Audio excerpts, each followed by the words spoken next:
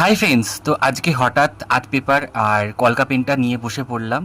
কিছু মোটিভস করবো, মধুবনী কিছু ফিগার মোটিভস তো মাথায় ছিল। তো অনেকদিন ধরেই বসবো বসবো করে টাইম একদম হচ্ছিল না। তো আজকে কোথায় কি মনে হলো যে না, আজকে সময় নষ্ট না করে আজকে একটু করি। দেখি হাতের কাজটা সে আগের মতন আছে কি না। তো দেখলাম না, মাথা, মস্তিষ্ক আর হাত ঠিকঠাকই কাজ করছে এখন।